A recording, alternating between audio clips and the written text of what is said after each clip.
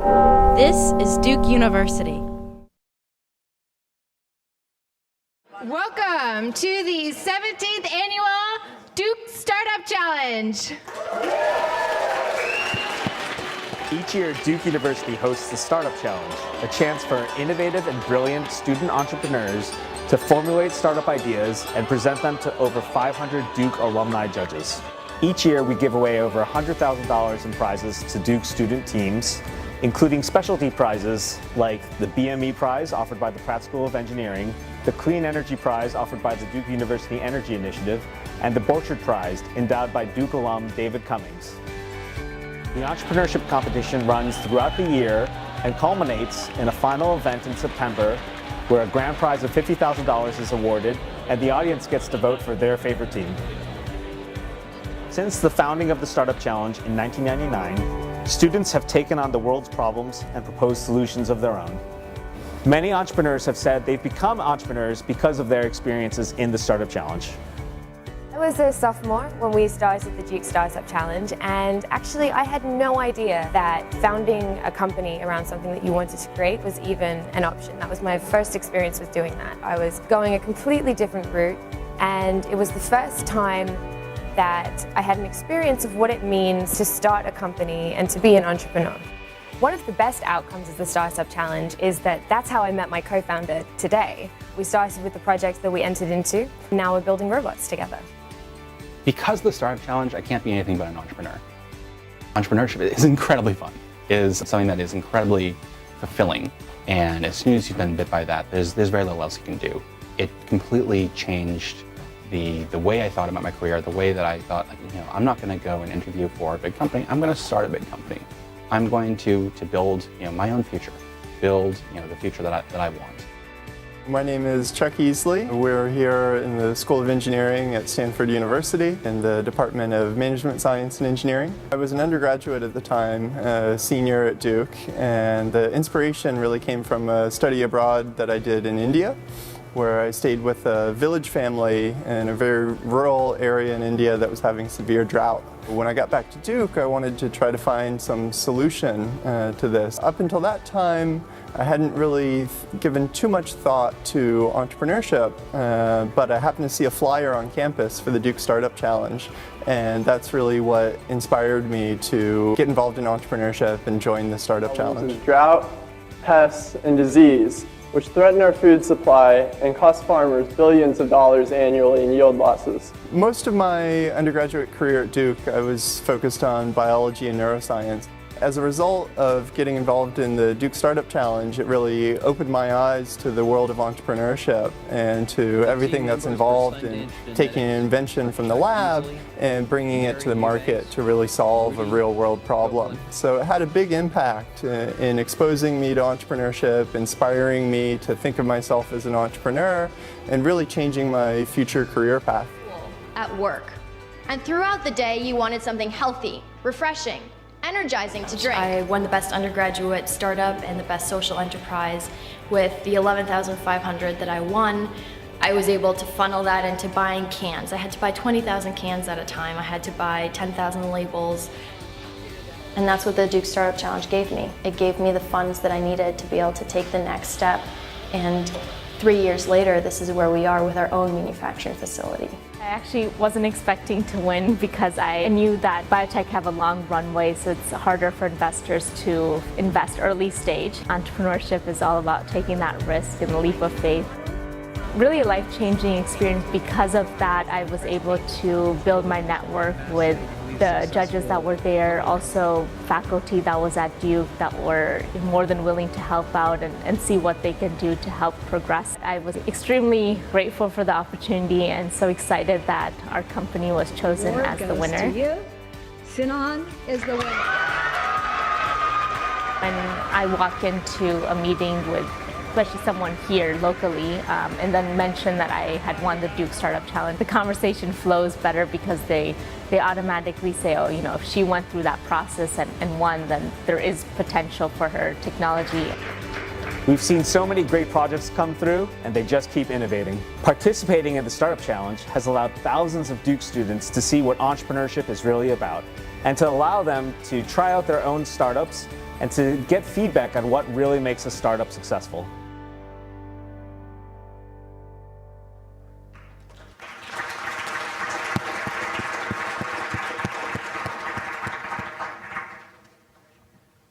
Hi, I'm I'm a student here at the Fuqua School of Business, and I will be one of your co-hosts tonight. And I'm Howie Rhee. I work at Duke University, and I'm also a Fuqua alum, and I will be a co-host as well. So the Startup Challenge is a year-long competition, and the teams that you're about to meet tonight actually started the process about a year ago, where they submitted idea summaries in October of 2015. Approximately 100 Duke student teams submitted idea summaries and were judged by a panel of over 1,000 Duke alumni, which was a record this year. The teams that advanced went on to round 2, and they could either submit an investor pitch deck or a business plan and be selected by the judges to advance to the next round, or teams could self-fund by raising $5,000 on Indiegogo. The teams that you see tonight made it through that process and received $5,000 to work full-time on their startup for the summer. So tonight you'll be hearing from 8 student teams. You'll be hearing a 4-minute pitch, and then we will have one question by our panel of judges who will be joining us on the stage. We'll be giving away 2 prizes. The first prize will be a $2,500 Audience Choice Award, which you will be judging using your mobile phones. And the second award will be our grand prize for $50,000. Before we go forward, we want to thank our sponsors, General Motors, The Chronicle, Eye Contact, Citrix ShareFile, and Smith Anderson. Let's give them all a round of applause.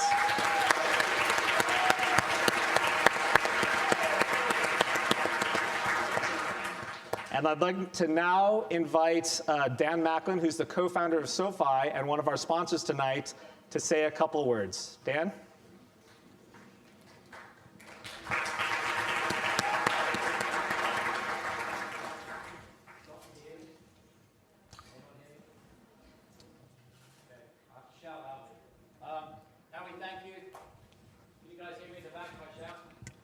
Let's try this one. Yep. Okay, thanks guys. I'll keep this short. Appreciate the opportunity to be here. Really proud to be one of the sponsors for tonight. I'm sure we're going to hear some great pitches. I want to keep this very short because the main event is yet to come. We started SoFi out of another business school, I won't mention which one, 5 years ago, and it was a real struggle to get it going. We saw lots of our classmates not start companies because they have student debt. At SoFi, we offer student loan refinancing, mortgages, and personal loans. But we came up with a program called the Entrepreneur Program to help startup founders who had student debt. So if there's anyone here thinking of starting a company, but you have student debt, and maybe that's holding you back and you want to get a 9-to-5 job, then maybe our program can help you. So tonight we're very happy to announce that the winner of tonight's event gets the option to be part of our program. They can then defer any student loans that they have for the next 12 months, and we will give them as much practical help as we can, introduce them to our investors, introduce them to our customer base of 200,000 people and growing, to help them get their business off the ground. So it's a little extra on top of the $50,000. So delighted to be here, looking forward to the pitches, and looking forward to a good evening. Thank you.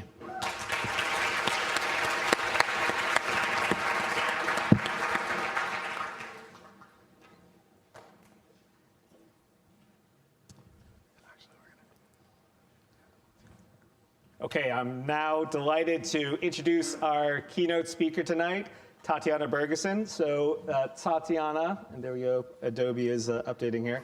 Tatiana was a competitor in the Duke Startup Challenge, as you saw in the video. And she has just been such an amazing person to work with, not only seeing her company Mati grow, which you're going to hear more about soon, but she's also been extremely giving to Duke entrepreneurs, both student entrepreneurs and alumni entrepreneurs, and is one of our coaches in the Melissa and Doug Entrepreneurs Program here at Duke University, where she's spent many hours meeting with the students weekly. And so she's just been an amazing person to be in the Duke community. So please join me in giving a warm welcome to Tatiana Bergeson.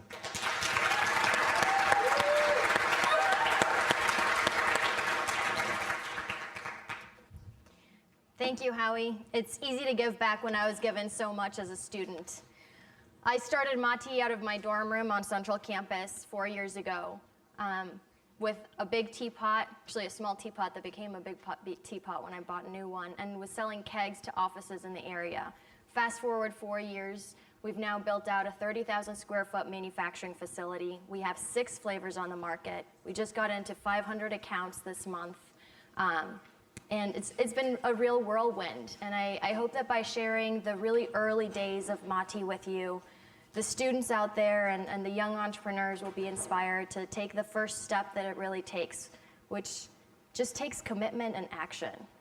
So I'm going to share that with you, and then we'll share a short video of the past year and a half where you can really see the skyrocket growth that we've had over the past year and a half. What is Mati? This is kind of well, I have 2 plugins. This is the first one. The last one's at the end.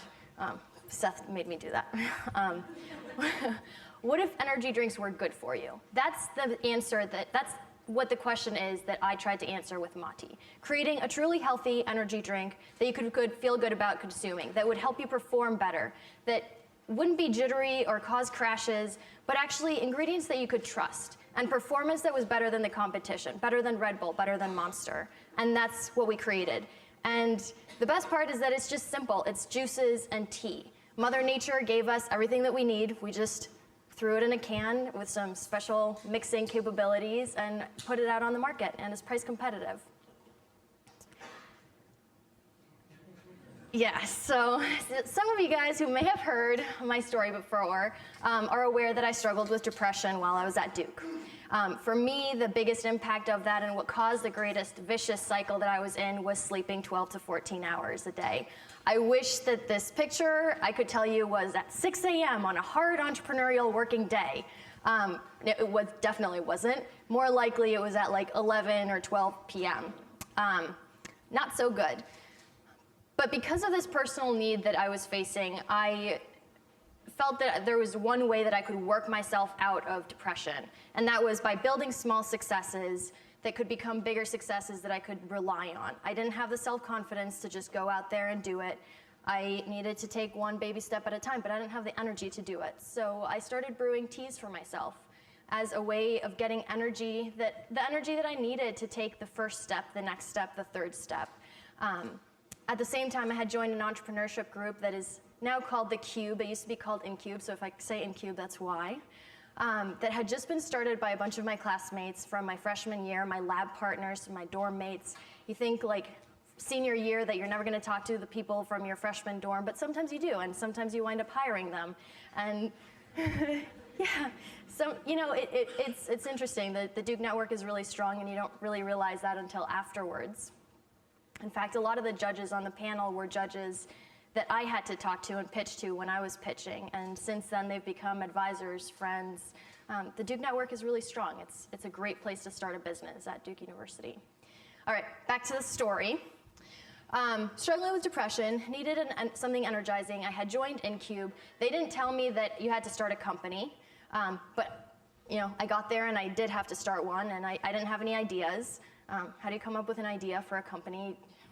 I didn't know, but I had been brewing teas for myself, and my classmates, my friends at InCube saw that and said, well, you're already making a product. Why don't you just put it in a bottle, sell it? Maybe one day you can go to Whole Foods with it or something. And so I said, okay, that's an idea, and I don't have anything else to do. I don't really care about my classes, although I should have been caring more about them. So let me funnel any piece of motivation that I have into this inkling of an idea that I have that is the only thing that I could really work myself out of. Those little bits of successes that I talked about earlier, that was my path. And I figured what better place to put it in than a startup. So fast forward, you might notice that about 6 months passed from the first idea to when I was testing out the first samples in glass bottles. I'll move out of the way so everybody can see. And I have no idea what I was doing for 6 months. So this is really the first mistake I made, was not working on the things that impact the business, that make a difference. What did I do in those 6 months as a student working on this idea? That was supposed to be my funnel for motivation and building myself, but I have no idea what I did.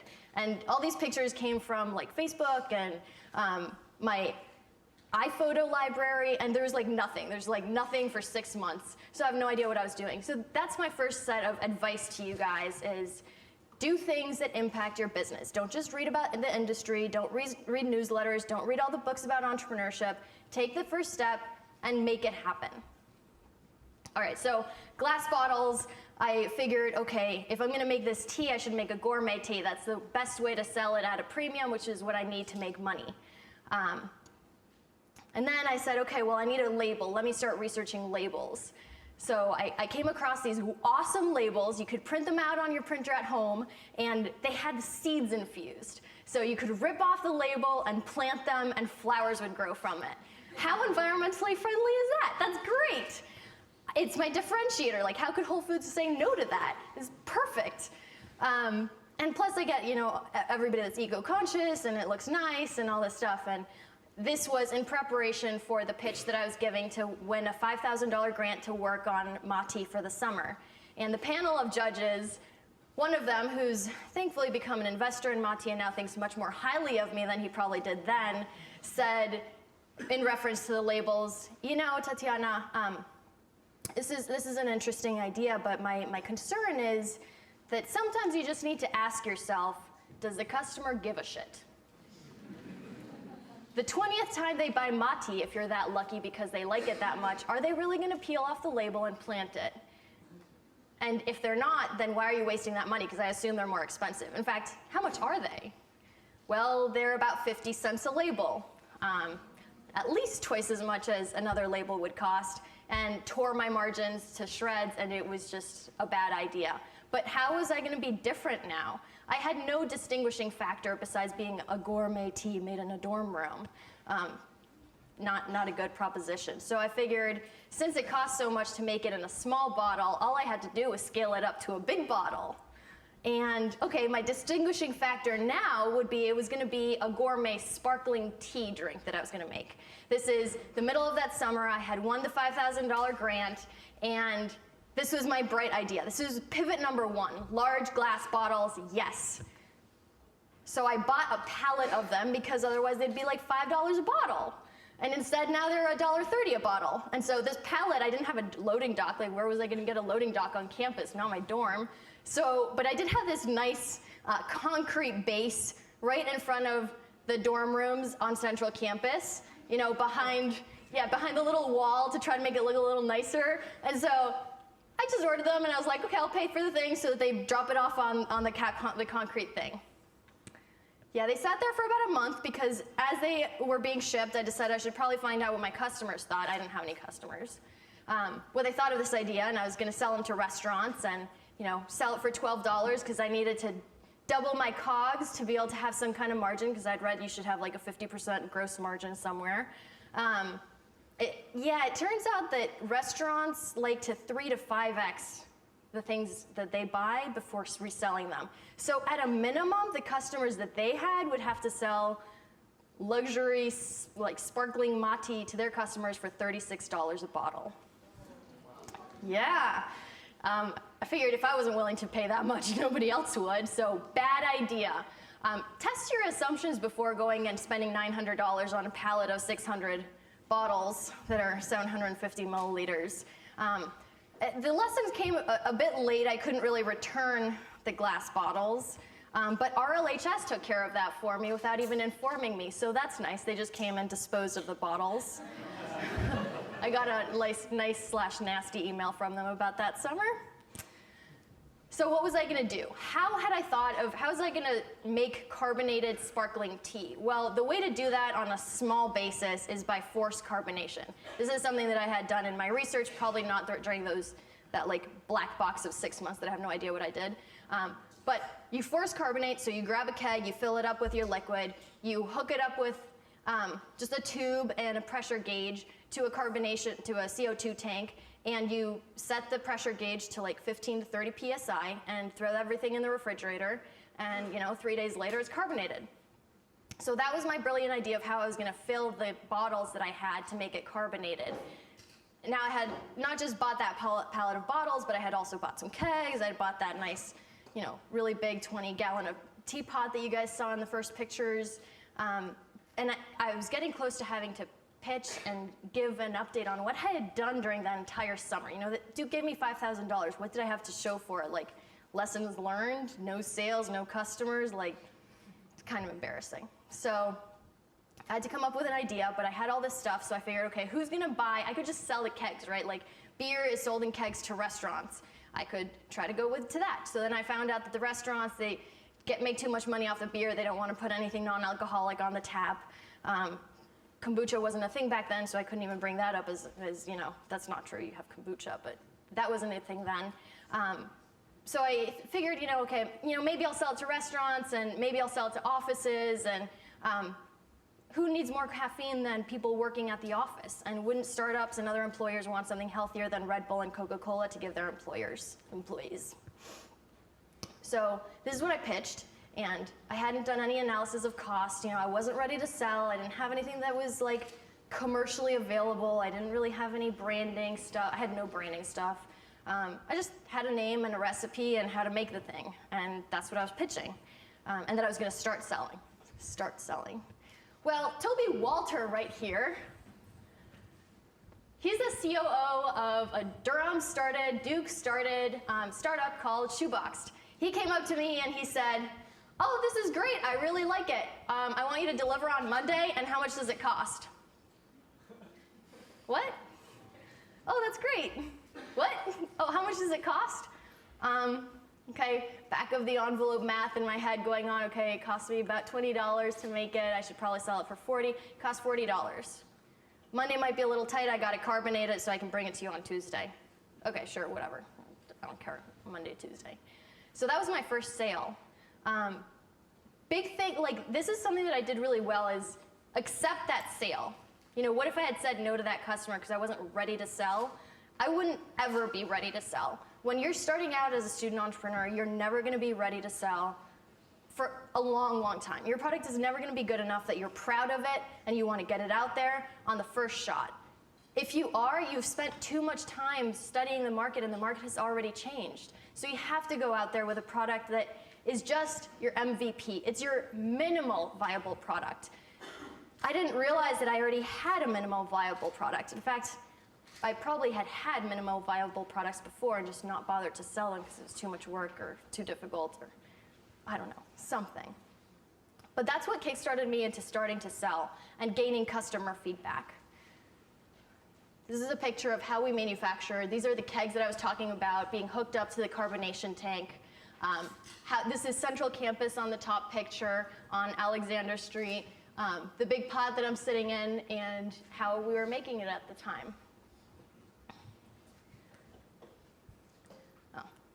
Sorry about that. So I started selling into offices. What was really interesting with offices is when I went back to Toby a couple months after they'd had Mate on tap, I asked him how all the other drinks were doing. Like, how was the Snapple that they had in their refrigerator performing? He was like, oh, there's no difference in Snapple consumption. I was like, oh shit, like, if there's no change in the competition, then who's drinking my product? What are they replacing it with? And he was like, but you know what's interesting is that Red Bull consumption has halved since we put Mate on tap. I was like, really? So then I realized I needed to find out who my customer was. I had assumed it was people like me, women who are health conscious, wanted something low calorie, good for them, you know, like woman-focused attributes. And it turned out that it was men. It was 80% men that were my customers. And they cared about all of those attributes, but they wanted more caffeine than the black tea that I had was providing. So I found out a lot of learnings from them, and I started incorporating that into my pitch to the Duke Startup Challenge. This was the second time I applied, so if you've been rejected the first time and you have another year, feel confident that there is a chance to still win if you apply the following year. Just, you know, get some work done on the business. And I decided to create the pitch deck such that here's what I've done so far. Here are all the learnings that I have. Here's what my customers who are actually paying me are saying. That was a distinguishing factor compared to all the other startups at the time. And how do I turn that around and then say, this is what they want. This is why you have to give me the money, because I desperately need to provide my customers what they want. And what they want is an energy drink that's healthy, that works better than the competition, and that's in cans. They don't want to deal with these ugly, sketchy-looking kegs anymore. So I really needed the money to do that, and I was about to graduate, and I had already burned all the bridges behind me. I had decided when I won the $5,000 that I was not going to apply to any jobs, no other internships, no side jobs. I was burning the bridge behind me, and I was going to figure out how to make this work. So I had to win the Duke Startup Challenge. It was like the one thing, otherwise I would have had to get a job. I guess one funny story that I talked to my dad about a year into this, and he told me he didn't send me to Duke to stir a teapot, and what was I doing? He told me that I was afraid of real responsibilities, and I needed to get over my fear and get a job, and I had 6 months to do that. It's like, or what? Like, you're not supporting me, you're not paying my bills, like. So anyway, like a thing going through my mind. But thankfully, I pitched and I did win. I won $11,500, which you guys already knew because of the video, and that was enough to live off of for an entire year. I lived off of less than $1,000 for all of 2013 to be able to figure out the next steps of Mati and take it to the next level. With that, I was able to buy the 20,000 cans that I needed.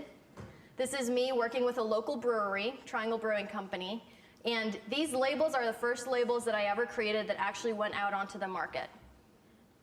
Fun fact is that the first set of Mati that I made had peppermint in it, and chamomile, and some orange juice and stuff like that. A lot of the same ingredients that we have now, or at least similar to them. Peppermint, it turns out, while it would only last about 3 weeks in a keg before it would go sour, I was now making cans that would last 6 to 8 weeks refrigerated.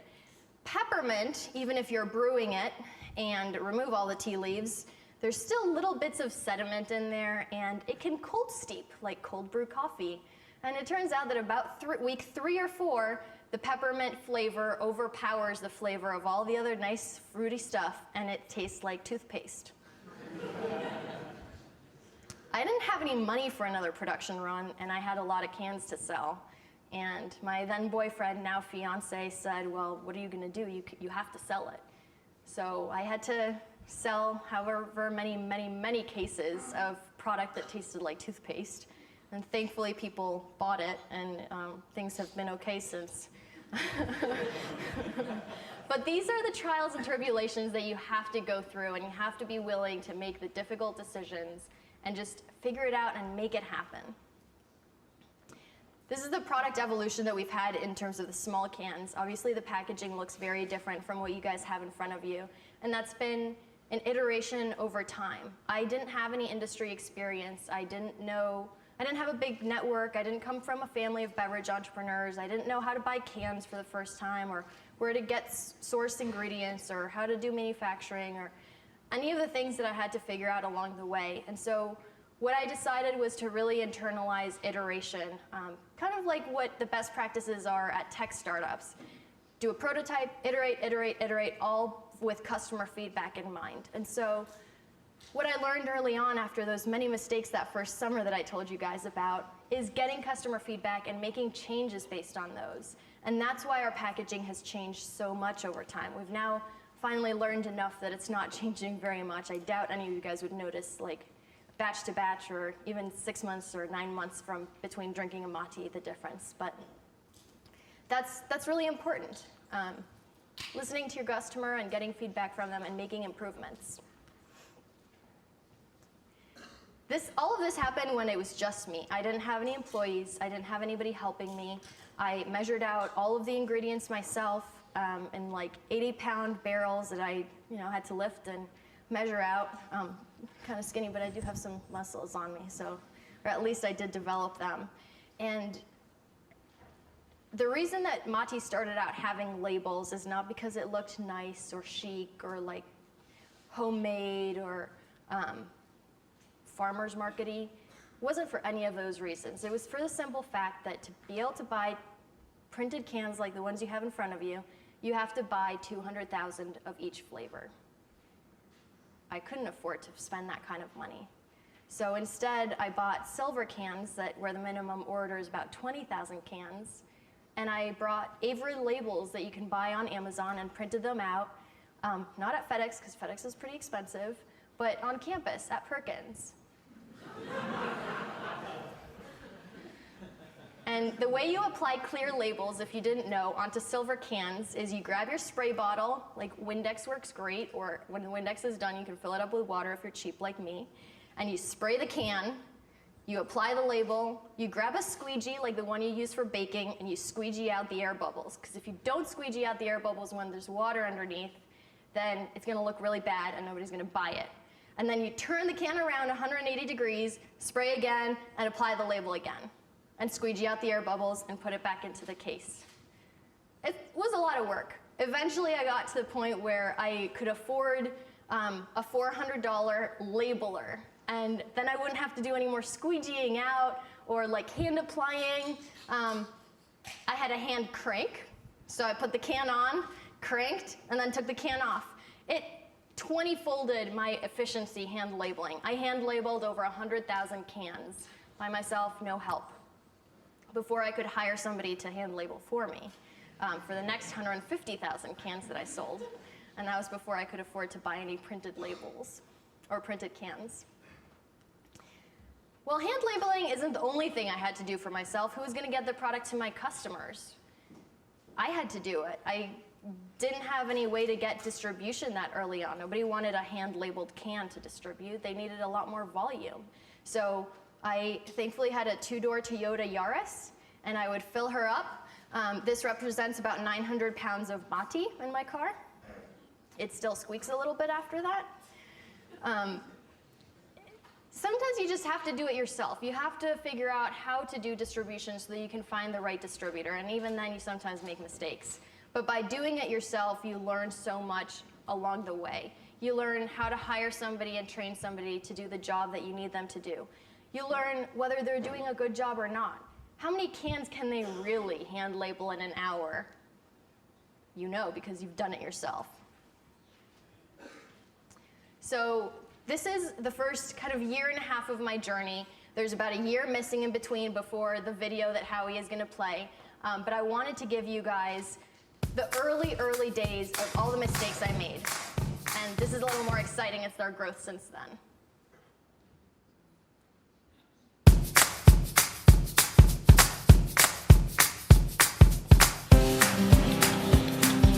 Going back, way back when I was just brewing teas, it started with me being a sophomore at Duke University. I was struggling with depression, and therefore I started making energy drinks for myself to stay awake. Friends started coming over to work at my apartment. They really liked it, and a couple friends of friends asked if they could buy a bottle of this stuff to take to their dorms.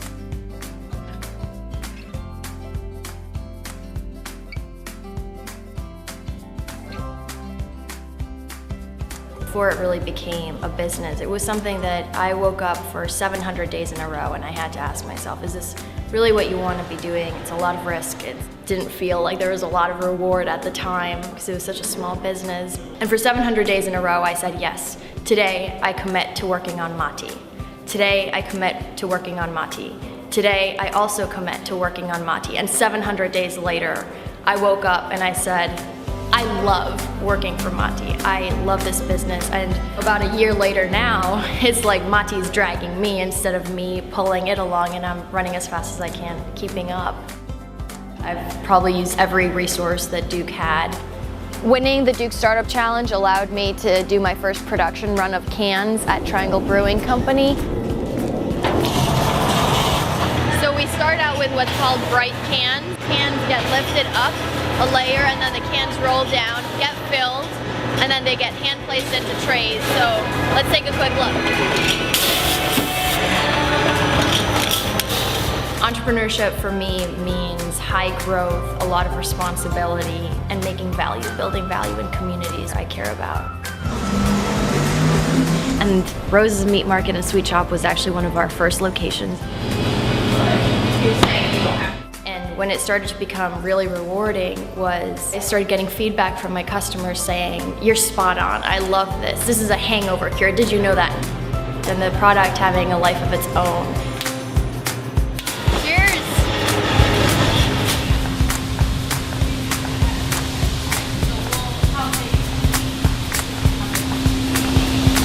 The last year of mati has been absolutely crazy with astonishing growth.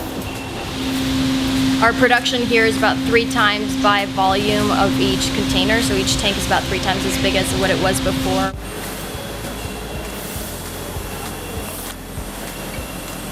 Welcome. We are in the Mati manufacturing facility. This is our warehouse area and our production area. It's been really incredible to see the growth that we've been able to achieve with having our own manufacturing. We've got one left, and bringing control fully in-house, R&D fully in-house. It's incredibly rewarding to have Duke at my side as we grow and develop. Most recently to the Duke Angel Network and their investment in Mati.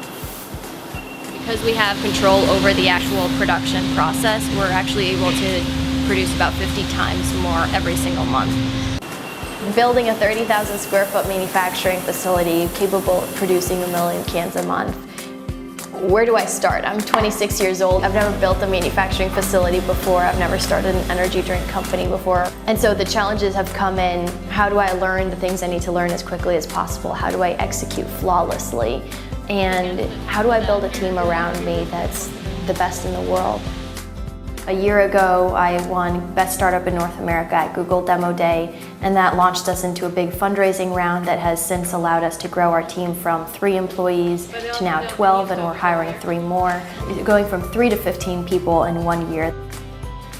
My customers were already based in Durham, and if I wanted to grow, this is where I needed to grow. The startup atmosphere in Durham, the cost of living and what it allows me to pay my employees so that they have a high quality of life, my quality of life as an entrepreneur living in Durham and in the Triangle, and just 45 minutes away I can lease a building to be able to continue improving and innovating at a faster pace than what would otherwise be possible. It's a great place to start a consumer products business. That's just the start of, when you're looking at the numbers, what Mati has changed over the past year. In addition to that, there's of course the part of me who's changed a lot and grown a lot, and the opportunities for the company to make a difference in the world and to change the industry is just growing every day.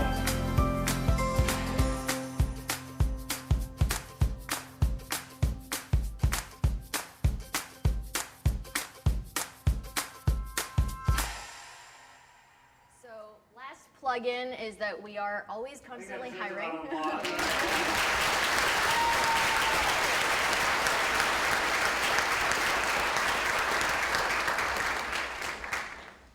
So yeah, the past year and a half has been crazy with a lot of growth, but that's why I focused the story that I shared with you guys of the really early days so that you would know.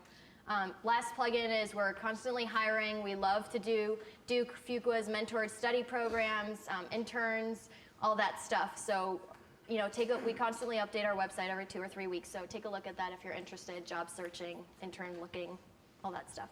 That is, of course, if you're not an entrepreneur. If you're an entrepreneur, go take your first step tonight when you get back.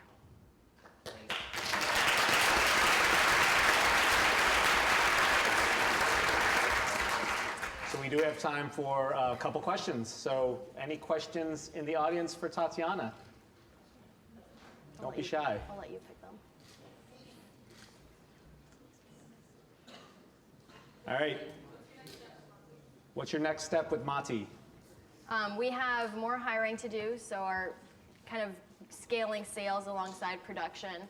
An entrepreneur is always fundraising, so that's kind of always on the side that's happening. And we just launched these 3 new flavors. If the name of the flavor has 2 words in it, it hasn't even been launched in anywhere. Like, it's not available in any retail stores. Hopefully it will start being available next week in some places. So you guys are really lucky. The 3 new flavors, which tonight is the first unveiling of passion fruit. What are the other 2? Passion fruit, blueberry pomegranate, and peach mango. Yes. And I saw one other question right here. No?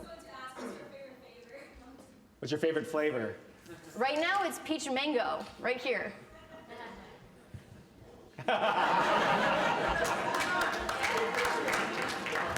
Great. Well, thank you, Tatiana. That was fantastic. Let's give her a round of applause.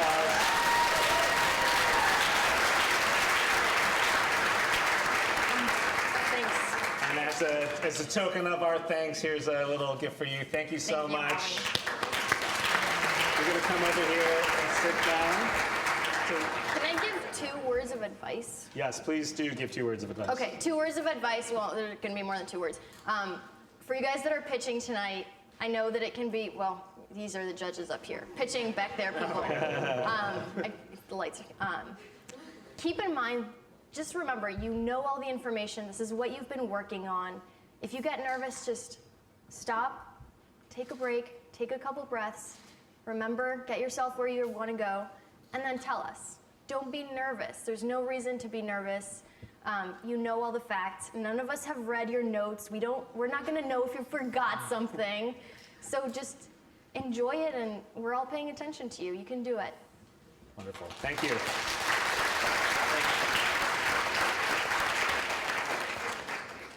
So now we'll bring our judges to the stage, and I've asked them to tell a little bit about themselves and one thing they'll be looking for in their judging tonight.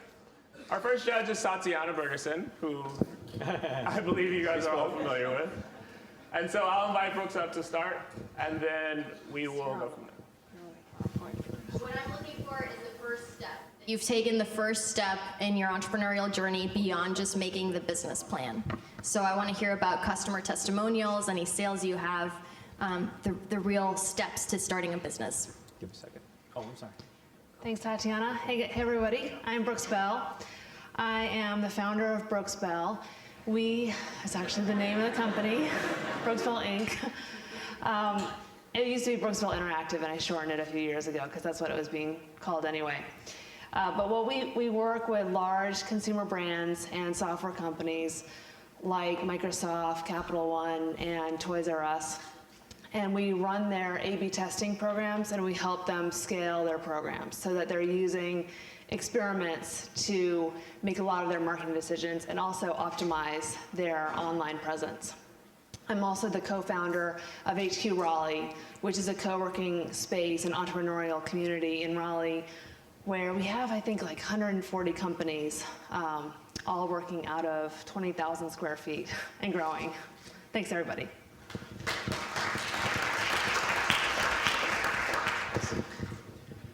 Hi, I'm Ryan Frew. I'm the Associate Director of the Duke Angel Network. So we are a group of Duke alums and faculty members that are individually investing in startups founded by other Duke alums and faculty members.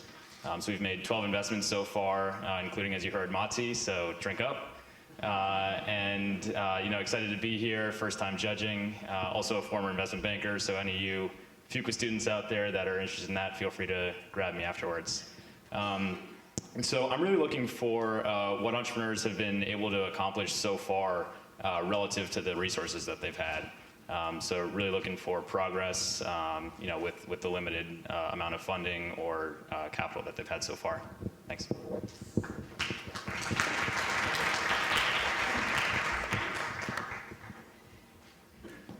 Whoa. Hey everybody, my name's Bob Gura, and I'm one of the founders of Columbus Nova Technology Partners, and investing in technology companies. We've been doing it for about the past 4.5 years. But my biggest claim to fame is that I met my wife at Duke. She and I both went to the law school, and we met in the library. And it's like the bar, but with books at the law school. In fact, I took some classes here at Fuqua.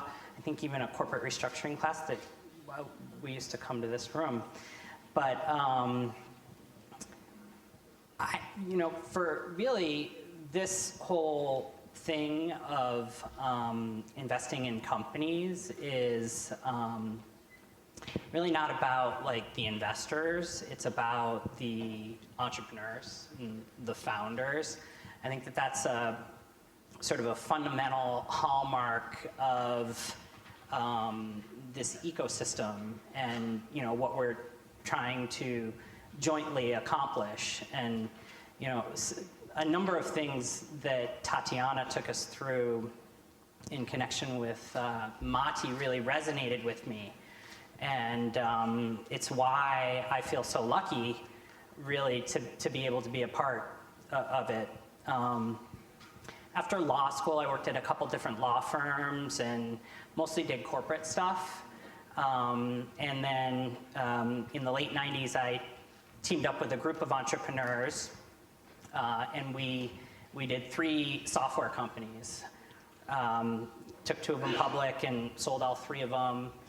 And this, again, it goes back to not only the teams and the founders, but the products and the markets and where you're going. And so I really like, to start at the beginning. A lawyer by training, and so what, really, the idea of a startup is, it didn't exist before. And so that's something that really, gets me out of bed. So what I'm looking for tonight is to really just, have a conversation about your businesses and see if I can help. So thank you.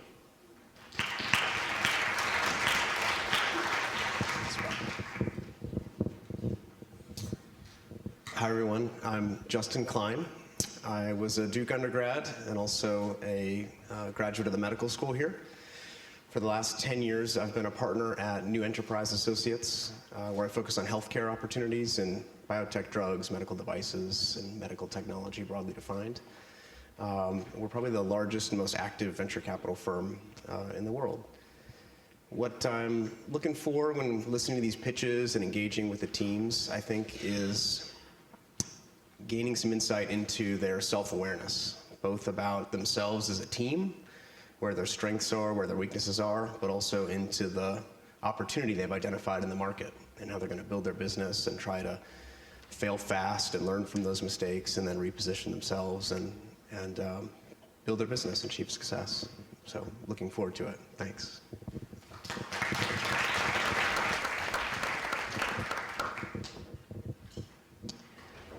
I'm Karen Levert, and it's good to be back. I've judged, don't know how many years off and on. So I co-founded a company called Southeast Tech and Ventures about 13 years ago. We work with Duke faculty someone's waving. We really look for promising intellectual property and bring that into our lab to further develop it. So it's a real partnership between our company and great faculty and students.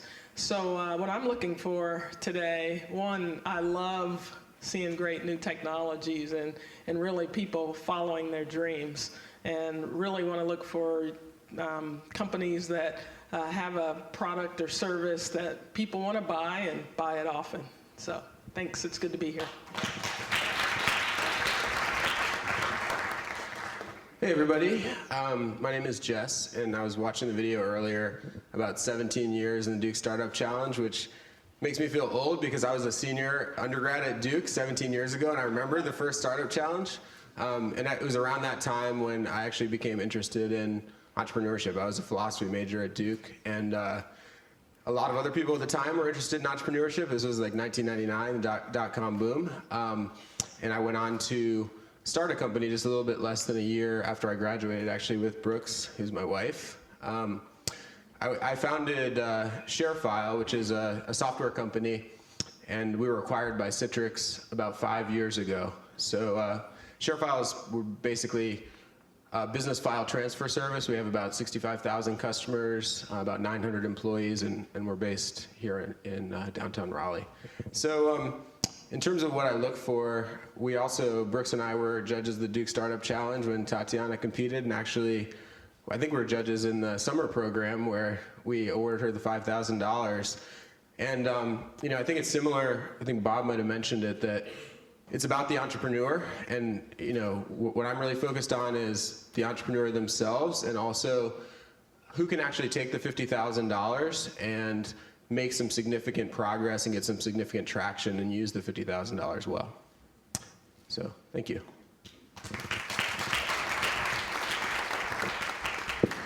Hi everyone. You've heard from me already, so I'll keep it short. We started SoFi 5 years ago from Stanford. We've grown the company from 4 people back then to around 600 now, raised 5 rounds of capital, but got rejected. We went up and down Sand Hill Road at the beginning and got rejected 20 times out of 20. So you have to take lots of no's before you get a few yeses, and you only need a few. What I'm looking for tonight, I think, is mainly how you're going to get those first few customers. We started with our classmates, and we then expanded to other business schools, including here at Duke. And that was a really great place for us to get our product out there. But I think there's many great ideas, but how do you get out into a crowded market? That's really what I'm looking forward to hearing today. Thank you.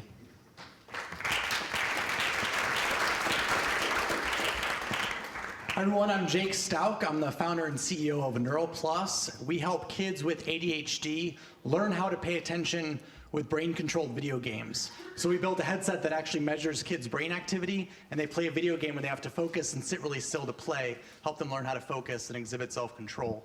I also met my future wife at Duke, Tatiana, so I think we can all agree that I'm actually the winner here tonight, no matter what happens.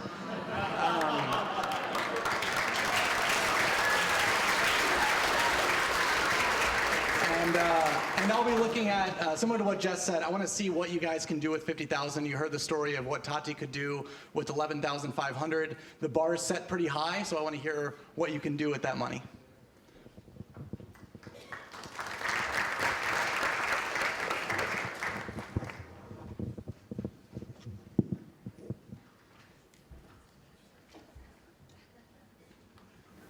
And now we'll start our competition with biometrics. All right, hello. I'm nervous. My name is Ivana. I'm a former athlete, a Teal Fellow, and actually the CEO and co-founder of Biometrics. At Biometrics, we make something a little bit simple, a little bit complicated. It is a wireless wearable artificial intelligence platform that creates custom athletic training solutions based entirely on the needs of your body. Now, I want you to take a moment to throw away everything you ever thought a wearable to be. And please, don't ask me what metrics we report, because in fact, we actually sidestep metrics altogether. At Biometrics, we focus on creating customized regimens based on only the needs of your body, your limitations, and your weaknesses, to create a robust strengthening and injury prevention program for every single athlete based only on your needs.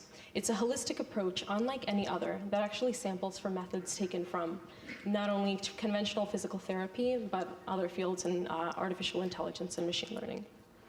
Ours is a core team of 10 with 7 full-time staff, with over 20 years of experience in front-end and back-end enterprise software engineering, as well as analytics, sampling from fields like artificial intelligence, machine learning, and biosignals analysis. Together, we've assembled to tackle a problem.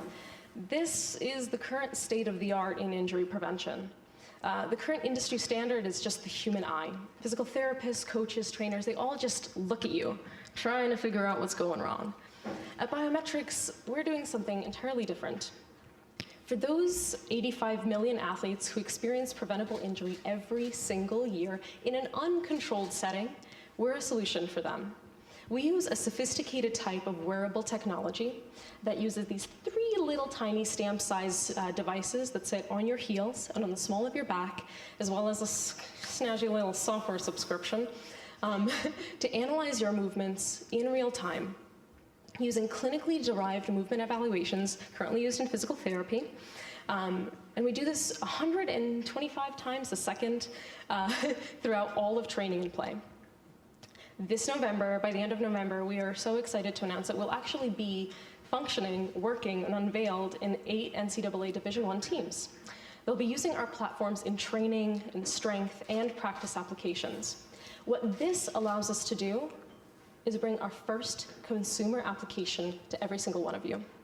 With the insight that we gain from our NCAA collegiate athletics and research partners, we can bring a platform that breaks the paradigm of wearables for every single one of our users. Oh, this is my opportunity to say thank you to my incredible advisors like Tatiana and Jake, Duke University, and our American Underground community. We've had an incredible opportunity to represent AU both nationally and internationally, and Duke, both nationally and internationally, from awards and recognition from Microsoft, Google, Cairo Society, and a couple others. And now just to give you a little bit of background, we are pitching here for the grand prize. $50,000 is a lot of money. What that enables us to do is develop and validate some incredibly impactful and new features that can have a resounding change and a resounding impact on the lives of the athletes that we work with. With about 200 hours of lab time access and some specialized equipment, we can create features on our platform that could predict ACL tear, stop ankle sprain, and cut off stress fracture before it occurs. Because I'm way ahead of time, I actually wanted to address a couple of things that you guys mentioned. Biometrics was started by myself and my co-founder Gabby with over the last 2 years. You're not getting it from me. Sorry, we're out of time here. Ah, shoot, I thought I had to. All right, one question from the judges. Thank you so much, everyone.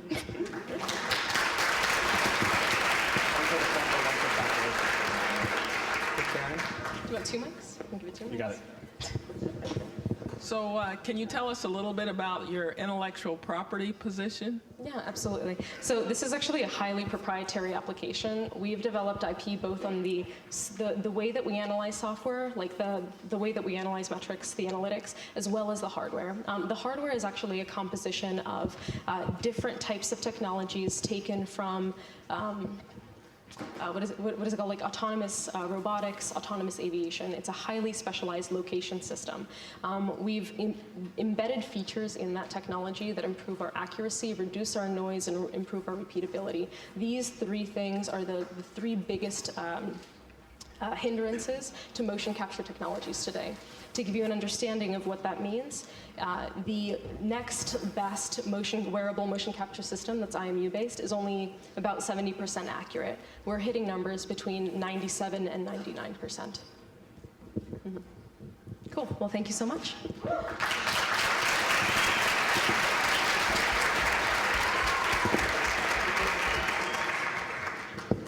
And now I'd like to bring up our next startup, Ebb.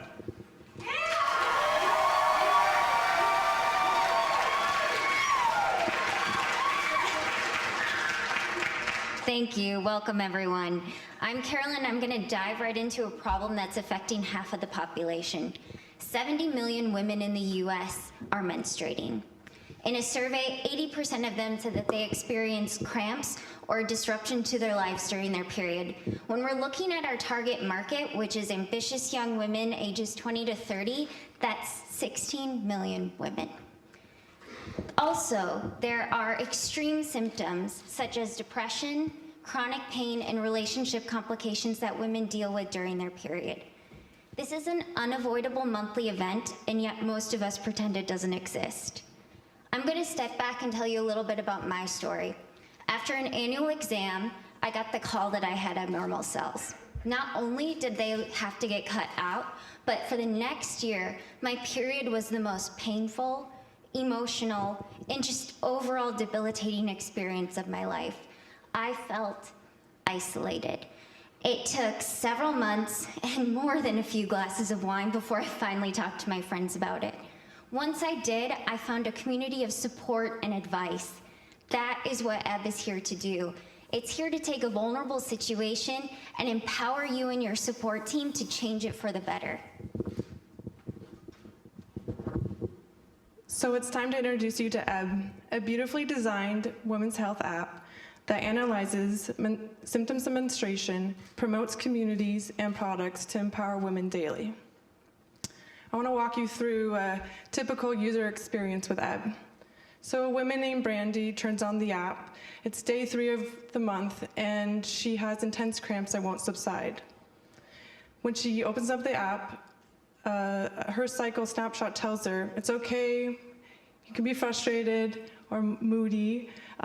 Typically on day 3, you usually have intense cramps, but by tomorrow, they usually improve. Then, all of a sudden, a message pops up from a close girlfriend, and it says, "Me too." And because she's enabled her husband to see updates, he has a bouquet of flowers waiting for her at home when she comes home from work. So yeah, there are basic apps out there that tell you you can expect your period on such and such day, or this is most likely when you can get pregnant. But with EB, it organizes physical and emotional symptoms so that you know what to expect every day of the month. It also provides an interactive and secure platform for you and your friends and loved ones. And last but not least, you use EB to buy your tampons, or maybe give a gift to a girlfriend, like her favorite chocolate, on a day that's pretty rough for her. So how do we plan to monetize this? Female smartphone users are sharing with each other more consistently and spending more on apps than their male counterparts. These and other mobile trends support our projections for user growth. So as we pursue our primary goal of getting users to engage with their cycles by tracking symptoms, we have a unique opportunity to respond to their needs in real time, generating substantial revenue without compromising the integrity of the app. Native advertising and mobile commerce integrated into the user experience will generate actual value for customers. By the end of year 3, we project that with the addition of revenue from upgrades and steady user growth, over $2.3 million in profits, representing a 78% profit margin. $50,000 will allow us to build the beta version of EB, a crucial step toward full funding. My name is Madeline Hurtman. You heard today from Carolyn Hardy and Whitney Michaels. We are a team of highly motivated MBA students with years of experience in the healthcare industry and entrepreneurship. As we've identified today, the vast majority of the population is affected by periods, and most of them negatively. So we're here today asking for your support so that we can build an app to turn periods into a source of strength. Thank you.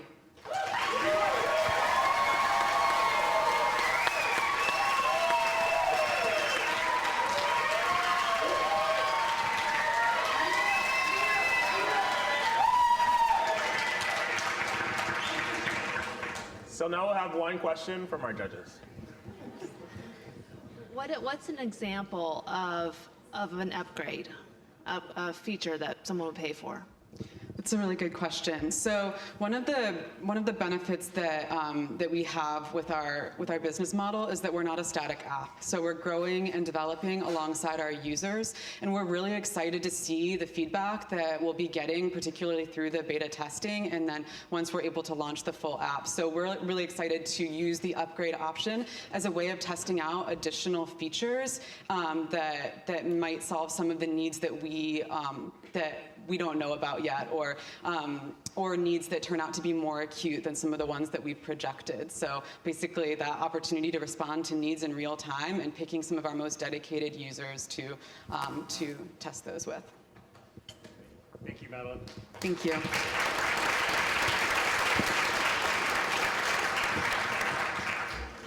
So I'd like to invite the next startup, Go Glam.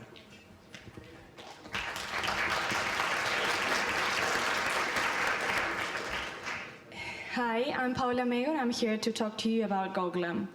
I'm also here to talk to you about the story of the majority of women in Latin America, women like Jennifer. Jennifer is a single mom. She doesn't have any superior education and works at a beauty salon, an informal beauty salon, for extended hours. And she's looking for independence and flexibility to be able to support their family. But you also have women like Claudia in Latin America, hardworking professional women that also work for very extended hours and are looking for time for themselves to look and feel beautiful. So in Latin America, there are millions of women like Jennifer and millions of women like Claudia. But even though the market is around $29 billion and it's still fragmented and informal, there isn't a formal marketplace that connects them both. So for that reason, we have created GoGlam, not only to connect these two worlds, but also with the hope that we will be able to help these beauticians to earn higher incomes, to have flexible schedules, and also to become micro-entrepreneurs and start breaking the circle of poverty. For our clients, we will provide convenient, reliable, and high-quality home beauty services. Where we are right now, we have initiated with working in Lima. We have over 100 applicants, and it's still growing, and 20 people working full-time with us.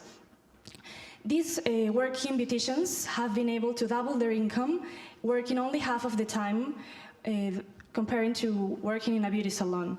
We've also been able to build alliances with strong brands, beauty brands, and also beauty schools. This beauty school is the non-profit arm of the biggest beauty company in Latin America. On the demand side, what we have also been able to achieve is to start building our database of clients. From these clients, 90% have given us a high or the highest rating, and 50% of them have come back and used our platform. On the corporate side, we have been able to sign 2 contracts with companies to give them our services. Where we want to be, if we win the $50,000, we would first invest the money on marketing and operations to keep increasing both supply and demand. And eventually, we would like to be at the Alianza del Pacífico market, which is comprised by 4 big countries in Latin America that are working together to be able to be a bigger market for investors. The team is comprised by people, me, Jaime, Camila, Roberto, and Luis, that have different backgrounds in IT, operations, finance, and marketing. But the most important part of our team are these beauticians that are trusting us and believing in the concept. Thank you.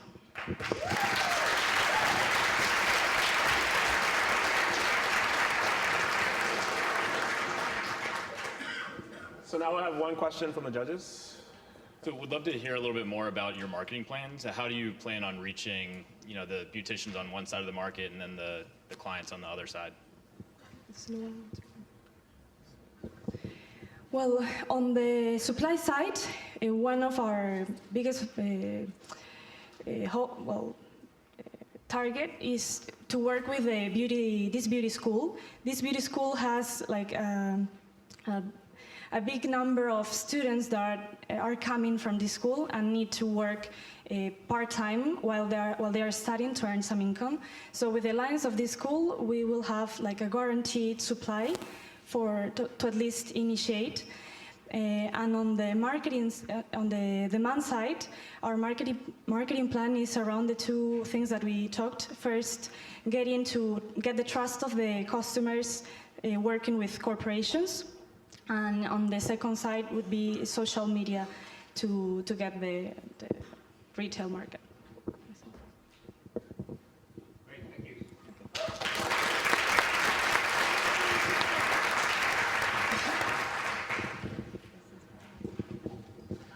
And now I'd like to bring up our next startup, Grow with Nigeria.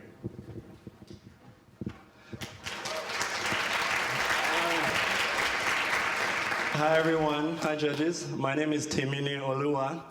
And yes, that's an African name. Good luck pronouncing that. I'm from Grow with Nigeria, and I'm here to tell you a little bit about what we do. So take a look at this picture. This is how the typical Nigerian student learns. You have a teacher, you have a blackboard, and you have a cane. And then you have a group of students who look terribly bored, or who are trying their hardest to stay engaged. Or if you were like me 10 years ago, you just fall asleep. Why is this a problem? The reason this is a problem is that if you're not actually doing something, you're not actually learning. I found this out when I came to the United States, and I had so much trouble applying what I learned in the classroom practically. But the more I learned, the more I stayed here, I figured out that this was a better way to learn, and I remembered more. But this actually goes beyond the classroom. So in Nigeria, about 45% of our youth right now are underemployed. And each single year, we add about 2 million to that number. But somehow, we still have a shortage of STEM professionals. Why is that, you might ask? I would say that it's because we have people who don't have the interest or the skills to fill the available positions. So one day, my co-founder and I, 3 years ago, we sat down and thought to ourselves, what if Nigerians could actually learn the right way? What if they could learn practically? And the good news is we're already doing it, and we've been doing it for 3 years now. So basically, what we do in one word is we make STEM come alive. So students come to us, they hang out with us for about a week, they go through a bunch of classes that expose them to STEM careers, and they get to do cool stuff. They make 3D images, they get to learn how to program, and they get to learn how to suture, things that you would never do in a classroom. So our overall model comprises of 3 major parts. So they come into these workshops, they get the skills, but because we know that a career is more than just a mastery of skills, we also pair them with mentors who can mentor them over extended periods of time, and we also connect them to both peer and industry networks that can help them choose their careers and then help them break into the market. So we know our model works. How do we know that? The first thing is we've gotten comments from both students and trainers alike. Some of them have said it's made them be more selective about their career choices. But we also know that about 93% of our participants say they were more interested in science-based careers after attending our program. So far, we've impacted about 145 students. But if we're going to make a very significant impact in the educational system, we have a long way to go. So here's our big goal. We want to get to 1 million students by year 2027. How are we going to achieve that? I'm going to tell you. First step is we're going to expand a model that we already know works. So right now we're in Lagos, and next year we're ready to launch in 2 other states. And the goal is that by 2022, we're going to add 15 more states, and by 2027, we're going to be in all 36 states. But even if we had the capacity, it would not be cost effective to try to train every single Nigerian high school student. But what we can do is we can train their trainers.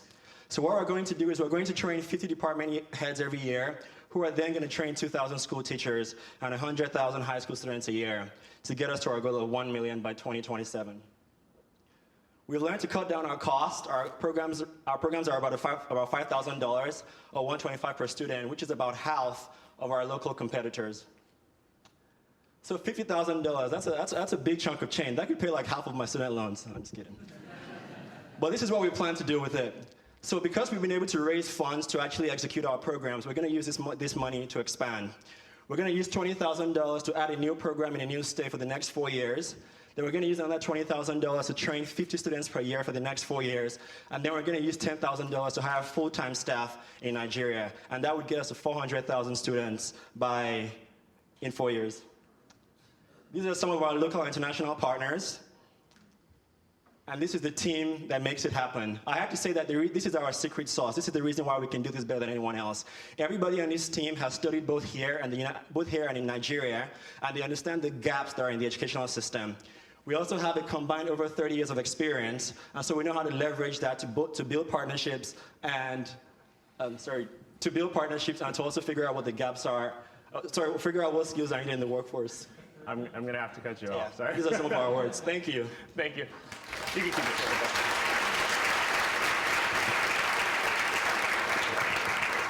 So now we'll have one question from the judges. Yeah, it's super interesting. I mean, such an incredible, thank you, impactful. But my question is, what is the product? Are you going to be? Is it a curriculum? Is it a type of train? How are you going to apply that, and in order to achieve your scale? So our real product is a new way to learn. It's practical learning. We're going to export that in 2 ways. The first way is by actually showing them the model, getting the students to experience it, like showing them that this is how you actually teach a course, using some of the equipment that we have, and using some of the curriculum that we've seen used in the United States.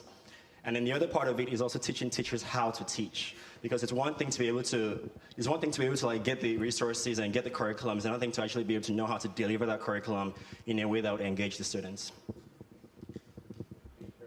Thank you. Thank you.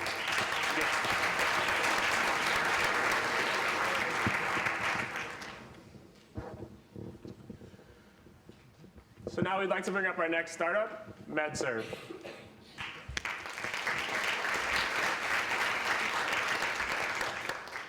Hi, I'm Anne, an MD MBA student and the co-founder of MedServe, a 2-year service learning program in primary care, a Teach for America for healthcare. We provide immediate human capital to low-resource areas of North Carolina, and we introduce young people to primary care.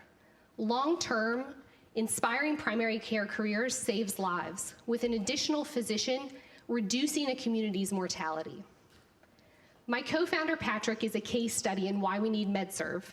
After college, he wanted to give back, so he did Teach for America for 3 years in Henderson, North Carolina. And during that time, he applied to medical school twice, and twice he was rejected. He was told his commitment to service was great, but he needed to prove that he wanted to serve as a doctor, So he got his nursing assistant license, but the only job he could find was a dermatology practice in Chapel Hill. That's great clinical experience, but not a good way to leverage his passion for service into a medical career. And unfortunately, Patrick's experience is not uncommon, but he found his way to primary care. 88% of our peers won't, and there needs to be an easier way for service-oriented students to meet amazing mentors and have meaningful experiences in primary care. And this needs to happen now, given the shortage of primary care doctors across our country. Now, had Patrick done MedServ instead, he would have been connected with a rock star primary care doctor. In fact, he might have been connected with Dr. Allison Bartell, who cares for the same families that Patrick taught in Henderson. There, he would have done clinical work similar to his nursing role, but he also would have done community health outreach that would show him how primary care can change lives. We would have supported him with upfront training and ongoing professional development to help him successfully reach the next stage of his career. MedServ impacts communities as much as it does careers. Our fellows help clinics see patients more efficiently. In fact, our current cohort of just 13 helps care for over 730 patients a week. They also work on quality improvement projects that help deliver more high-value care to our clinics. We support that through a nonprofit business model that promotes sustainability by sharing the cost of a fellow between clinics themselves and a diverse set of philanthropic partners. Now, most service year programs take 2 years to start up, but we launched in July 2016 after just a year because we had enough clinics to generate a wait list and enough students to yield a 15% acceptance rate our first year. To get there, our team signed up 10 clinics to invest. I was pretty excited about that too. We signed up 10 clinics to invest. We recruited students from over 55 universities across the country. We raised over $300,000 in funds. But the success for us has been the over 4,400 North Carolinians that have received care from our fellows in just their first 6 weeks. And the success stories that are starting to emerge, like our fellow Adelina, who called a non-compliant diabetic patient until he finally went to the pharmacy, picked up his medication, took it, and changed his health status. Her mentor has been so grateful for her extra help, she threw a dinner in the community in her honor. But I'm here today because I really believe we're just getting started. Our goal is to double our footprint in North Carolina next year and to do so without compromising the sustainability of our model. We have a team that is hardworking and dedicated with experience in healthcare workforce issues, curriculum creation, and service year program development. We also have a roadmap for growth through health systems partnerships, and I'm excited to announce a preliminary deal with Carolina's health system that would simultaneously allow us to recruit their clinics and engage with their in-house philanthropic streams. And that combination of package could allow us to add fellows at an unprecedented rate. But to get there and to be successful at this next level of scale, we need to make operational and organizational investments, and that is exactly how we would utilize our Startup Challenge Prize funds. Wait, we're gonna have to cut you off. Thank you. Sorry. Thank you.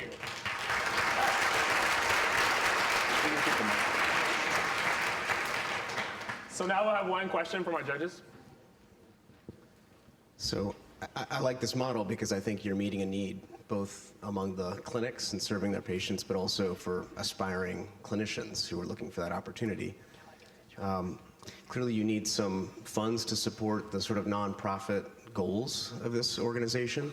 Is there something about the model that allows for some additional financial sustainability? Like, is there a way in which the clinics can further support the organization and therefore you can scale faster and train and place more students in more clinics?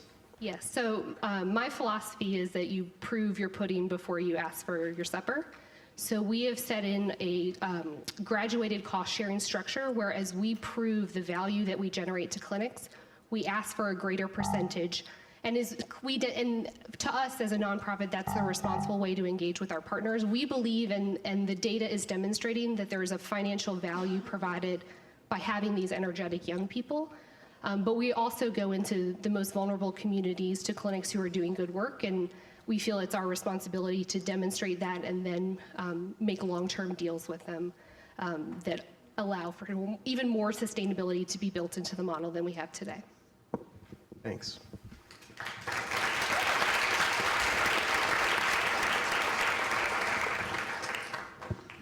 Our next startup will be Tiba Health.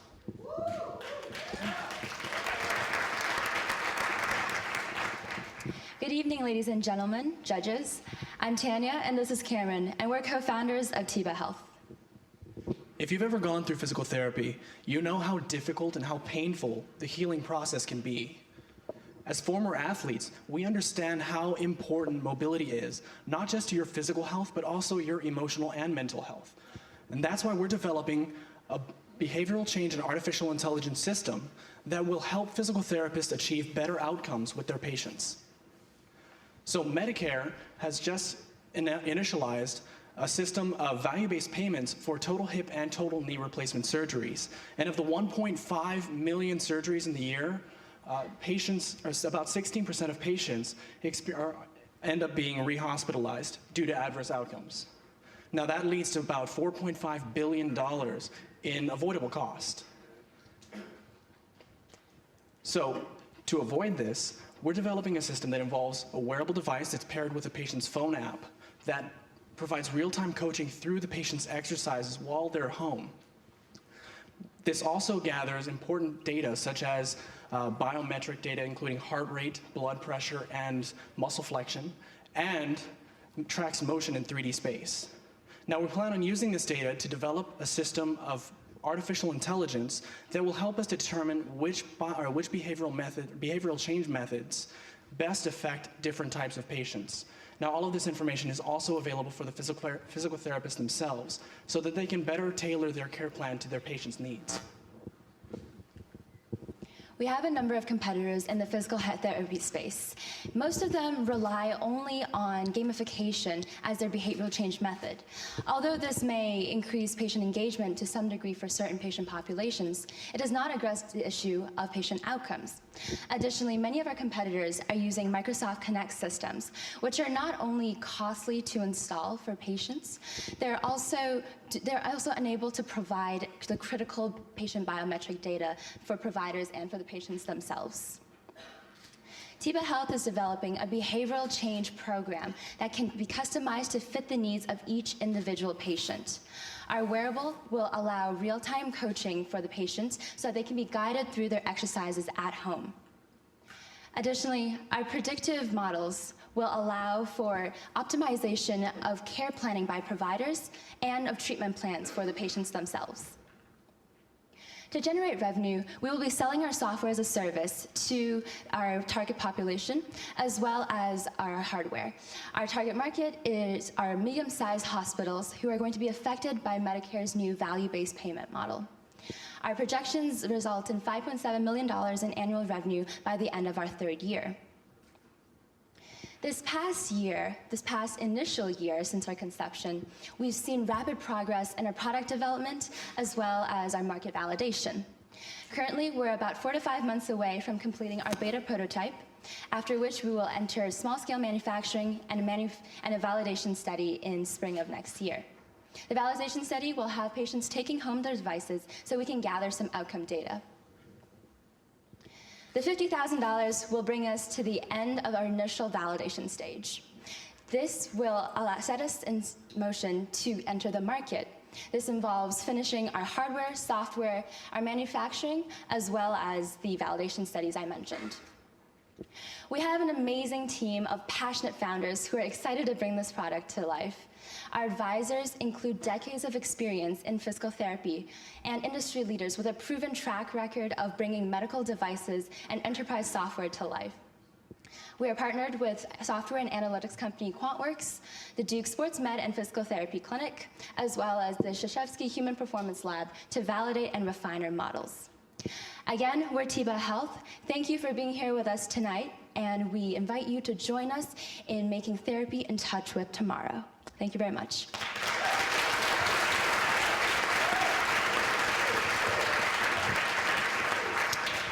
So So now we'll have one question from our judges. Yeah, so two-part question. First, what kind of certification do you need for this device, if any? Does it need to be certified as a medical device? And then second of all, for your customers, kind of the provider side, how do they kind of get ROI? You mentioned like reimbursement. Are they able to build these kind of devices looking at your competitors to insurance? Just how does the economic model work for them? Right, so for the first question, we've spoken to Duke regulatory staff members, and they've mentioned that because we are not offering any suggestions that the physical therapists themselves have not already told the patient, it would be at most classified as a Class 1 device. So we're working with them on getting a pre-submission package going for that. And for the second question, would you mind repeating it? I was asking the provider side, how do they get kind of ROI? Is it solely based on the fact they'll achieve better outcomes, or are they able to actually get insurance reimbursement and basically bill it to the patient? Right. So the Medicare model the way it's structured is that both now hospitals and clinics are going to be responsible for adverse outcomes. So if a patient gets rehospitalized after, for example, hip or knee replacement, then both the clinics and the hospitals are going to stand to lose up to 5 to 20%, I believe, of their revenue. And if they don't have any adverse outcomes, they will be rewarded for it. So that's the incentive structure we're looking at there.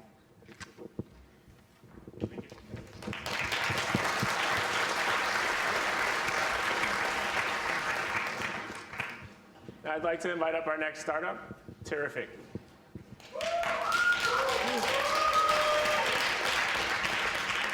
Hey guys, my name is Brianna and I'm from Terrific. So there are currently around 2,000 active satellites orbiting around the Earth. Now how do they communicate with each other and with us? They use a very special type of signal called a terahertz frequency. Terahertz frequencies aren't only used in satellites. They're actually used in airport scanners to allow for better quality images, in virtual reality to allow you to play with your Oculus without that annoying cord. And cell phone companies are going to be using terahertz technology in the next few years to increase our downloading speeds by 40 times what they are now. Now, what do terahertz frequencies need in order to transmit these frequencies? They need special components like antennas and waveguides. And traditionally, these are made completely out of metal. So they're heavy, they're bulky, and they're really expensive. So that's where we come in. Our patent-pending technology involves 3D printing these parts in plastic and only metallizing the necessary surface with a copper coating about as thin as a human hair. So what kind of advantages would that have? First of all, it's much cheaper. Traditional methods cost around $1,100 for one part. We can produce that same part for between $40 and $80, and we can sell it for $500. Our parts are 8 times lighter than what's being used now. So when you're talking about launching satellites, which cost about $10,000 per pound, that makes a huge difference. And lastly, we're able to create any kind of customized prototype because we have 3D printing on our side. So while it would take about 2 months to create a metal part, we can do that in about 2 to 3 days. So these are huge differences here. So what's our market size? We're looking at a market that's growing at about $90 million per year, and it's projected to exceed $500 million by 2018. So what do we need the $50,000 for? We're well past our proof of principle. We've done these tests in labs, and we've proven time and again that our technology works. We've had several major companies in this field approach us and ask for our technology. They want us to prototype for them. The only thing holding us back is that we need more professional equipment. We're using what's here at Pratt, which has been great, but we really need the professional equipment in order to meet industry standards and get our stuff out there into the market. We have an amazing team of brilliant engineers who specialize in this field. So to summarize, we're metallizing 3D printed plastic components using our patent-pending technology. We're lighter, quicker, and cheaper than what's out there now. Our market's growing rapidly, and we have applications across industries, and we already have interest from major companies in this industry. So to leave you with just one thing, in order to disrupt a current technology and bring in something new, you really have to be either cheaper or better. Our technology is not only cheaper, but it's better. So with your help, we'll be able to truly revolutionize the terahertz component industry. Thank you.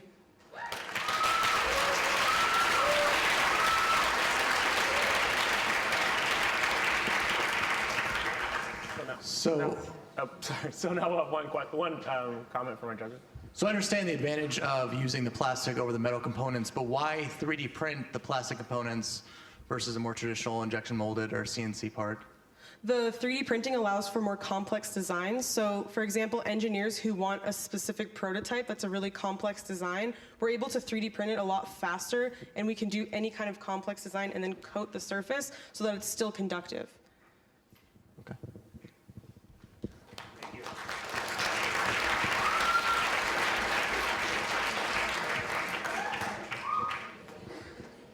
And now I'd like to bring up our final startup, Walla. Thanks, guys. Good evening, everyone. Before I start my pitch, I just want to say, wow, what an amazing stage to share with all these other fantastic startups. Can I get a round of applause for everyone who just presented? I am truly astonished. So my name is Judy. I am a senior studying mechanical engineering here at Duke, and I am here to present to you Walla. Walla is a social health platform for the everyday college student. Now, I get asked a lot, where does Walla come from? Walla is short for Wallaby. You hop from social activity to social activity on your campus.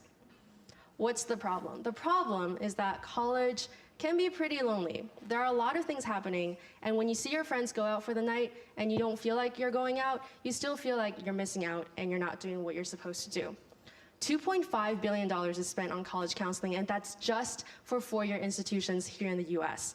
1 in 4 students have a diagnosable mental illness, and 1 in 2 are so anxious that they struggle in school. Now I want you to think about that, because out of everyone in this audience, half of us have experienced social anxiety so bad that we cannot get our homework done and we cannot go to labs. I've experienced that, and I'm here to solve that problem. With Walla. Walla is an app where we help students find their squad. So the way that Walla works is that it's a spontaneous hangout app. Whatever you want to do, you can host an open invite to anybody in your location. I want to have a study group for my homework set due tomorrow. I want to have a debate watch party. I want to host a pickup basketball game. You can do that on Walla, and it shows everything that's happening around you in the next 24 hours. On the back end, we actually have a partnership with psychologists at Duke Medicine who analyzes our user engagement to find indicators on what is mental illness and what is mental health. Our progress so far, we've bootstrapped everything that we've ever done. I started last year, and last month we were able to launch the freshman class of 2020. So far, we have 500 monthly active users, and last Friday, we launched the entire undergrad population, and so far we have 200 more monthly active users. Next month, if you come talk to me, we will have launched to the entire Duke population, 14.6 thousand students, and we anticipate 3,000 monthly active users. Students love Walla. I wouldn't have the friends I have without it, says Josie. And staff loves Walla. People from the new student programs and Duke Wellness Center have said, great way to help students interact with each other in a more intimate setting. So, what is our business model? We charge $2 per student annually to use our app and then to analyze that user engagement so that we can fit a curriculum to every single college to better lead their students to success. For example, at Duke, 14.6 thousand students will lead to roughly about 30,000 in revenue. The best part, we already have an intent to use from Duke University. Dean Tom, director of Duke Wellness Center, has said that once our data shows through, they will be using it for Duke students generations to come. So, what's 50,000 got to do with it? That's going to help our expansion. So, this entire semester, we are matching the user engagement data that we collect from the app to Alcohol EDU survey results with the freshman class. From this, we can have a student engagement curriculum that then we can fit to every single college. Next fall, we want to expand to all the North Carolina colleges, and we already have the spoken permission of all the deans of wellnesses from these North Carolina colleges. In 5 years, assuming a very modest 20% penetration rate, we can affect 4 million students. That's 4 million students who can feel less alone than they feel right now. Our team is the bomb. I love our team so much. We're all Duke students, and yet we've able to accomplish so much in the past year. All the development is done in-house, and we have Scott Compton, the lead psychologist at the consortium, who leads all the data analysis for us. So, Sorry, I'm gonna have to cut you off. okay, cool. Thank you.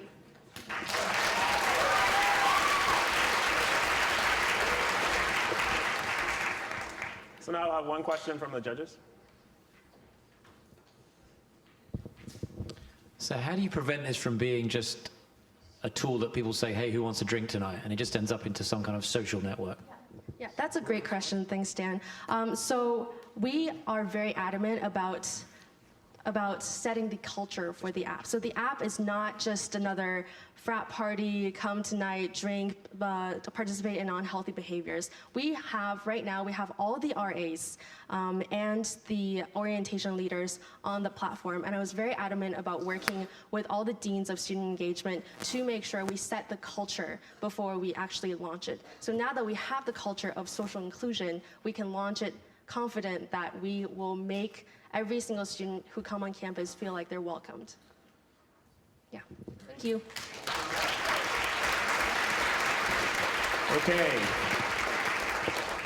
So what's going to happen now is the judges, please stand up and go with Kelly. You're going to go and deliberate and select a winner, and we're going to announce it here in a few minutes.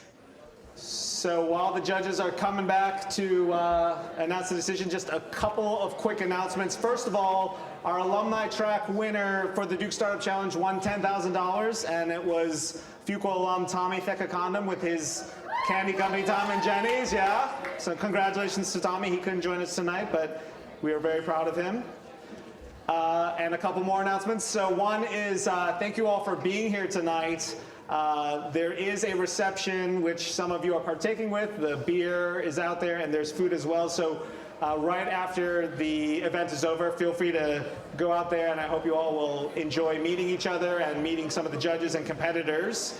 There's also Mati energy drinks out there if you need more energy tonight. And the round one deadline for this year's competition is October 30th, 2016. So if you were inspired by what you saw tonight and have a startup idea, we hope you'll join us for the coming round. Last announcement before the judges give feedback. So I just want to thank all of the organizers who helped us this week with Entrepreneurship Week. Let's give a round of applause for everybody that's helped with Entrepreneurship Week. Wonderful. All right, well, with that, I would like to ask everyone to give their attention to our judges who are going to offer, and actually, if we could have the competitors all come on stage, please, that would be wonderful. Stand over here. Who's first? Who's first?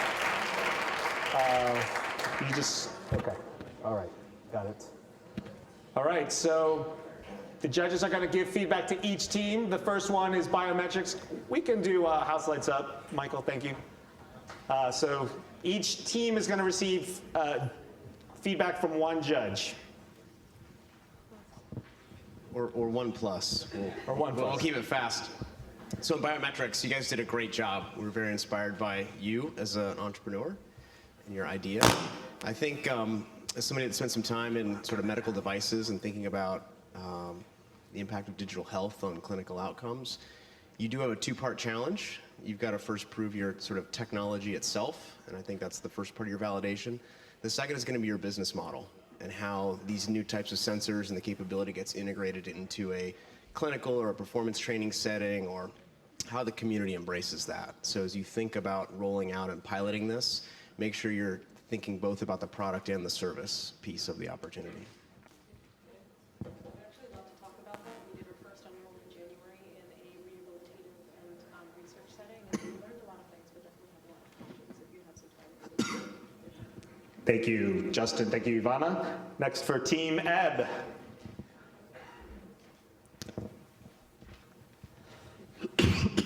I thought the UI was beautiful, And I think that women's periods is still something that doesn't get enough press out there. I think so it's great seeing that those markets are getting addressed. I think as far as, for me personally, I didn't see enough clarity of the business model itself. I had some questions about the margins that you guys predicted, and especially since you haven't quite figured out exactly what the freemium model looks like. And also, it wasn't quite far along since you don't have a technical team. And just one quick additional piece of feedback, I think having a technical kind of co-founder on the team would be really helpful to be able to actually, without funding, start to get some prototyping and kind of getting a beta into the market. Thank you. All right, Team Go Glam, why don't you come on up here and receive feedback?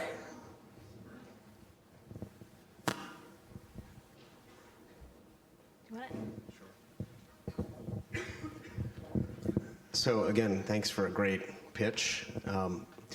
We actually see a lot of opportunities for sort of what I'll say are on-demand service and market-making opportunities for people that have skills and people that have a demand for that in a more convenient way. So my first kind of piece of advice is think about other models in other sectors outside of beauty, and even some in beauty. For example, in the United States, I think Glam Squad comes to mind in certain metropolitan areas. These are companies that are scaling models much like you're proposing, but you have insight into international markets. There could be partnership opportunities for you. There may also be a lot of lessons learned that you can look at from other versions of these in terms of unit economics and how to scale, and save yourself a lot of the learning that comes with doing something like that. But good luck. Thank you. Grow with Nigeria, if you can step forward here, receive some feedback.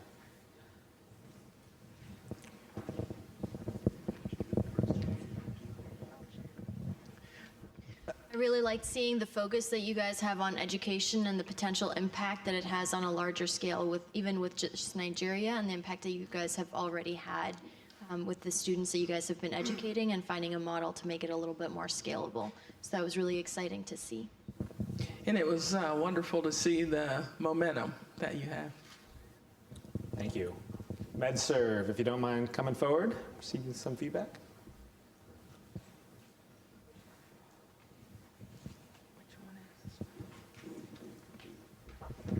So kind of along the lines of the last feedback, I was really impressed. One of the things I look for in all the teams is any initial traction you can show. So I was really impressed with the fact that you guys have been out there, you have demand, and kind of it's clear that there's a need for what you're doing.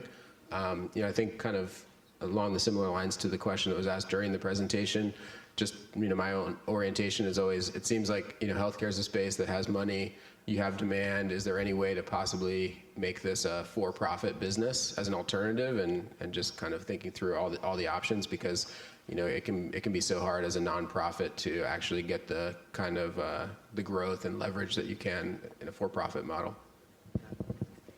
Just to follow into that, I think you can do this as a nonprofit, but I think you should borrow from some of the for-profit models that are out there around healthcare staffing, which is a massive service industry.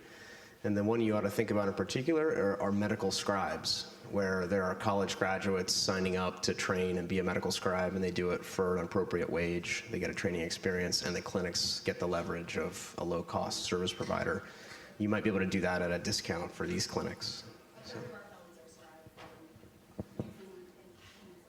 That's great. Thank you.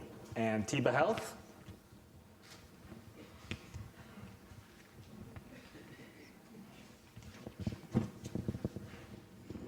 So one thing I'd think about a little more is the time that it's going to take to get you to revenue. It looked like you mentioned that you're going to be doing the clinical pilot studies in 2017, but also generating significant revenue. So just had some questions around that and how long those pilot studies would take.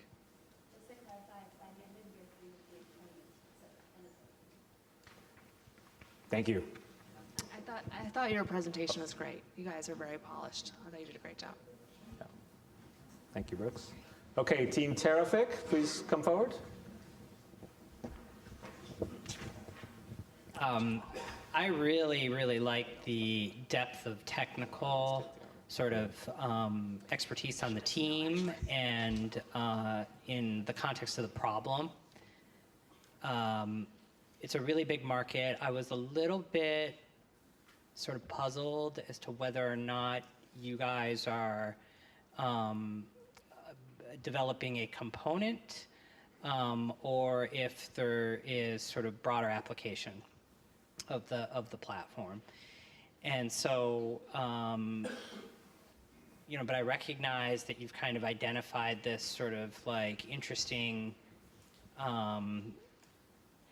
technology space for, satellite and communications. And so I thought that was really, really good. Lockheed Martin is trying to 3D print an entire satellite. And we've actually made an investment in a surface materials business, and so there are a lot of places where you could go, but just stay home on what it is that you're trying to prove out and accomplish, at least in the context of the the initial products. Thank you, Bob. And last up is Walla.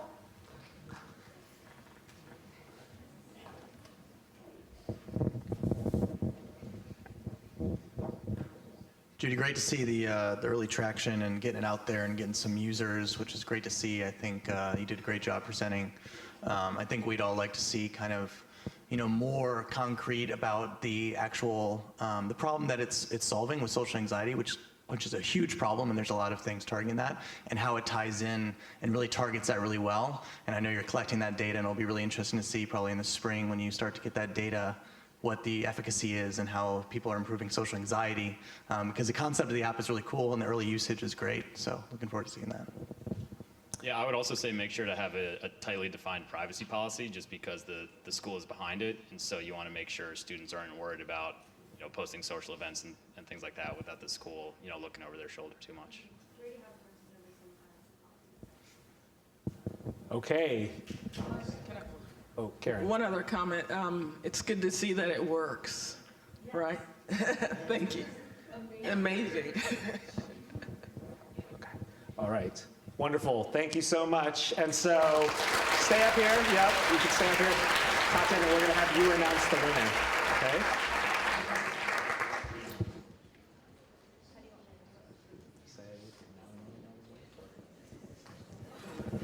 All right, and now the moment that we've all been waiting for, who the winner of the $50,000 grand prize goes to Walla.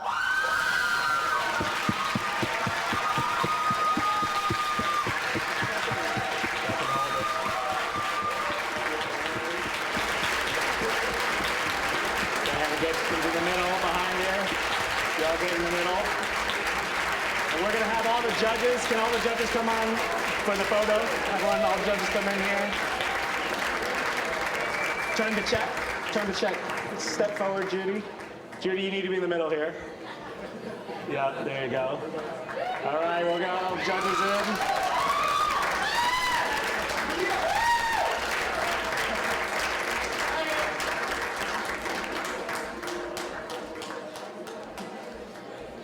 Okay, everyone, have a great night. Thank you so much for joining us for the Startup Challenge.